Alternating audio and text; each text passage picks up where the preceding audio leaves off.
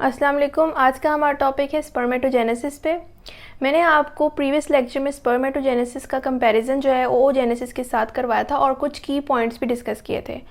और आज हमने इस टॉपिक को इस फिनोमिना को थॉरोली डिस्कस करना है कि इसमें कौन कौन से स्टेप्स इन्वॉल्व हैं और ये किस तरह स्पर्म की प्रोडक्शन में इसका रोल है। तो लेक्चर को स्टार्ट करने से पहले मैं बताती चलूँ कि आप मेरे चैनल डोज ऑफ एजुकेशन को लाइक करें, शेयर करें और सब्सक्राइब करें और बेल आइकन पर क्लिक करके ऑल वीडियोस को सिलेक्ट करें ताकि आपको नए आने वाली वीडियोस की नोटिफिकेशन मिलती रहे। तो स्पर्मेटोजेनेसिस आप लोग इस चीज़ से फेमिलियर हैं क्योंकि अभी हम इसके कंपैरिजन को डिस्कस करते हुए आ रहे हैं।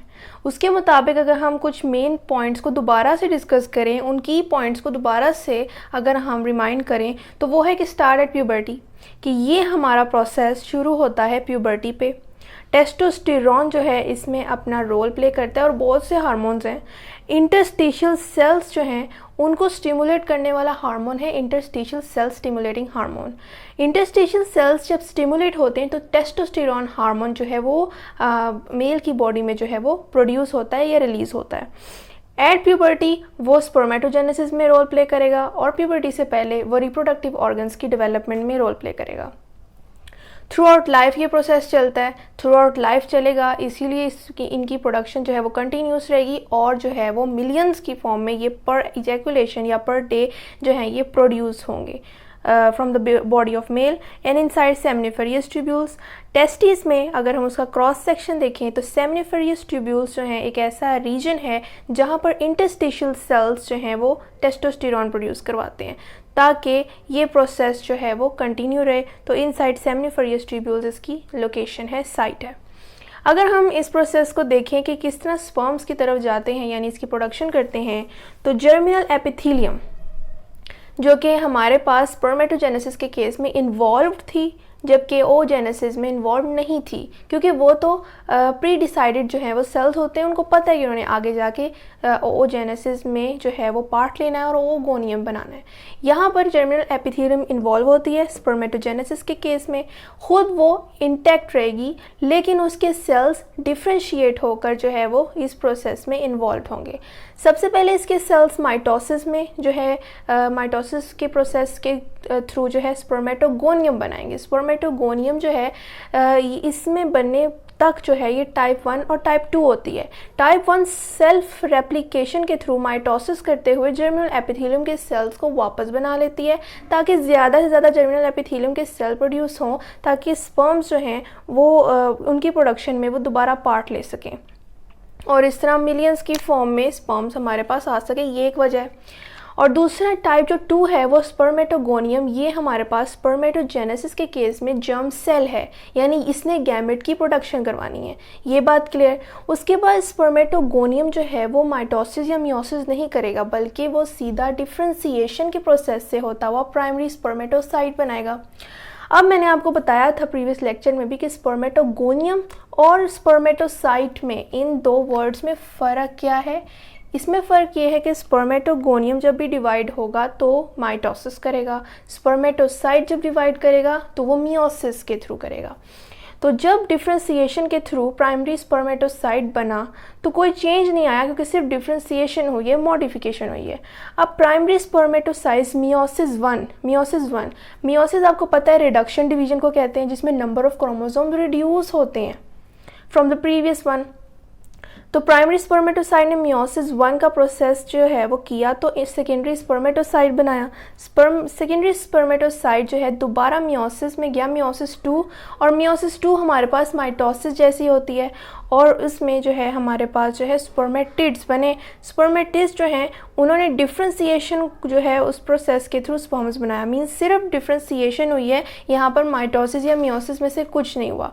अगर हम इस स्कीमेटिक वे में इस डायग्राम को देखें तो ये वही चीज़ है जो यहाँ पर है, मीन्स कि माइटोसिस में जो है वो जाने के बाद जर्मिनल एपिथेलियम के सेल्स ने स्पर्मेटोगोनियम बनाया जो कि हमारे पास डिप्लॉयड थे।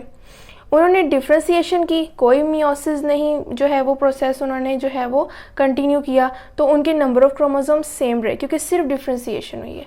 प्राइमरी स्पर्मेटोसाइट जब मियोसिस 1 में गया, हमें पता है कि प्राइमरी जो है वो स्पर्मेटोसाइट जब मियोसिस 1 में जाएगा तो मियोसिस रिडक्शन डिवीजन है, जिसकी वजह से नंबर ऑफ क्रोमोसोम्स हाफ हो जाएंगे। एक जो है यहाँ तो 23 पेयर थे, तो यहाँ पर 23 इधर आ जाएंगे और 23 इधर आ जाएंगे, मीन्स के डिवाइड हो जाएंगे। और उसके बाद सेकेंडरी स्पर्मेटोसाइट जब मियोसिस 2 करेगा, जो कि हमारे पास माइटोसिस जैसी होती है बिल्कुल, तो यहाँ पर भी हमारे पास जो है वो नंबर ऑफ क्रोमोसोम्स डिवाइड हो रहे हैं, लेकिन यहाँ पर क्रोमेटिड्स हैं जो एक दूसरे से सेपरेट हो रही हैं और एज अ क्रोमोसोम बिहेव कर रही हैं, इसीलिए यहाँ पर कोई चेंज नहीं आएगा। और उसके बाद फिर डिफ्रेंसिएशन का प्रोसेस होगा, मीन्स कि ये स्फेरिकल है तो ये जो है इस फॉर्म में या इस शेप में जो है वो आ जाएगा और स्पर्म्स की प्रोडक्शन हो जाएगी। अगर हम क्रोमोसोम के लिहाज से बात करें तो इस साइकिल में क्या चेंज आ रहा है देख लेते हैं कि यहाँ पर डिप्लॉयड है, यानी क्रोमोसोम ये 23 पेयर की बात की जाए तो उसमें से मैंने एक पेयर को ड्रॉ किया है। इस फॉर्म में क्रोमोसोम्स यहाँ पर प्रेजेंट हैं। डिफ्रेंसिएशन में क्रोमोसोम के नंबर्स में कोई चेंज नहीं आता, तो इस केस में भी ये है। इसी तरह 23 पेयर प्रेजेंट हैं, जबकि यहाँ पर मियोसिस 1 हुई, रिडक्शन हुई, हाफ हो गया नंबर क्रोमोसोम का, एक क्रोमोसोम पेयर में से इधर आ जाएगा और एक इस सेल में चला जाएगा। मियोसिस 2 जो कि हमारे पास माइटोसिस जैसी होती है, यहाँ पर अब ये क्रोमोसोम में से एक सिस्टर क्रोमेटिड इधर आ जाएगा, एक इस सेल में, इस क्रोमोसोम का जो है उसमें से भी एक सिस्टर क्रोमेटिड इधर और एक इधर आ जाएगा। और यहाँ पर जो है वो नंबर ऑफ क्रोमोसोम सेम है क्योंकि एक सिस्टर क्रोमेटिड यहाँ पर बिहेव कर रहा है एज अ क्रोमोसोम, और उसके बाद सिर्फ डिफ्रेंसिएशन होगी और स्फेरिकल शेप को चेंज करके वो एक जो है वो मोटिलिटी शेप इख्तियार कर लेगा, जो कि ये है, जिसमें हमारे पास जो हेड है इसमें जेनेटिक मटीरियल शामिल है मेल का जो वो फीमेल को प्रोवाइड करेगा। इस साइड पे जो है वो माइटोकॉन्ड्रिया है जो उसको मूवमेंट की जो है वो मूवमेंट के लिए उसको एबल करेगा। और उसके साथ ही जो सबसे लास्ट पॉइंट है, ये उसके पास फ्लैजेला है जो कुछ प्रोटीन्स का बना होता है जो उसकी मोटिलिटी में उसके लिए हेल्पफुल होता है। तो ये हमने क्रोमोसोम्स के लिहाज से बात की। अब हम डीएनए के लिहाज से बात करते हैं। तो यहाँ पर डिफ्रेंसिएशन हुई, डिप्लॉयड से डिप्लॉयड ही बना, यानी कि 100% डीएनए यहाँ पर मौजूद है। जबकि यहाँ पर जब रिडक्शन हुई मियोसिस 1 की वजह से तो 50% डीएनए यहाँ पर मौजूद है। और यहाँ पर नंबर ऑफ क्रोमोसोम्स जो हैं वो तो जो हैं यहाँ पर हाफ हो गए थे। अब नंबर ऑफ क्रोमोसोम्स में सिस्टर क्रोमेटिड्स जो हैं वो सेपरेट हुए हैं और उन्होंने एज अ क्रोमोसोम बिहेव करना शुरू कर दिया, तो यहाँ पर रिडक्शन 25% हुई है डीएनए की। और यहाँ पर जो है कोई फ़र्क नहीं पड़ा क्योंकि यहाँ पर सिर्फ डिफ्रेंसिएशन हुई है जिस तरह यहाँ हुई थी। तो ये हमारे पास जो है वो डीएनए की जो है डिवीज़न है कि यहाँ पर 100% है या 50% है या 25% है। अगर हम बाय रेशियो बात करें तो हमारे पास क्या रेशियो बनेगी कि स्पर्मेटोगोनियम 1, क्योंकि यहाँ पर माइटोसिस हुई, डिफ्रेंसिएशन होगी उससे तो वो भी 1, क्योंकि यहाँ पर माइटोसिस मियोसिस नहीं होगी तो डिफ्रेंसिएशन में नंबर जो है वो सेम रहता है। प्राइमरी स्पर्मेटोसाइट से सेकेंडरी स्पर्मेटोसाइट कितने बने? 2, तो यहाँ पर 2 लिखेंगे। सेकेंडरी स्पर्मेटोसाइट से स्पर्मेटिड्स कितने बने? 4, तो यहाँ पर 4 की रेशियो। और उसके बाद स्पर्म्स जो हैं, आम हमें पता है कि स्पर्मेटिड्स की सिर्फ डिफ्रेंसिएशन हुई है, वो मॉडिफाई किया उन्होंने अपनी शेप को, तो सिर्फ और सिर्फ स्पर्म्स की शेप चेंज होगी और उनका जो है वो साइज़ चेंज होगा, मोटिलिटी आ जाएगी। जो है वो पहले ये जो है मूव नहीं कर रहे थे, अब ये मूव कर रहे हैं, तो ये चीज़ें हैं जिनमें फ़र्क आया, लेकिन नंबर सेम है, तो ये भी 4 ही होंगे फ्रॉम 4 स्पर्मेटिड्स क्योंकि डिफ्रेंसिएशन हुई है। तो ये एमसीक्यू में पूछा जाता है कि what is the ratio from germinal epithelium to sperms production, तो हम उसमें बताएंगे 1:2:4, हमें ये पता लग रहा है। और अगर हम ऊपर से नीचे की तरफ मूव करें तो यहाँ पर रेशियो डबल हो रही है, 1 से 2, 2 से 4, लेकिन वो आपसे रिवर्स पूछ सकते हैं कि स्पर्म से जर्मिनल एपिथेलियम तक की रेशियो बताएं, तो वो हमारे पास हाफ होती जाएगी, 4 से 2, 2 से 1। तो ये आपने एमसीक्यूज़ के लिए ये पॉइंट जो है वो माइंड में रखना है। और हमारे पास कुछ हार्मोन्स जो है इन्वॉल्व होते हैं, जैसे कि FSH फॉलिकल स्टिमुलेटिंग हार्मोन, वो स्टिमुलेट करता है जर्मिनल एपिथेलियम को टेस्टिस के, ताकि स्पर्म की प्रोडक्शन में इन्वॉल्व हो सके अच्छे से।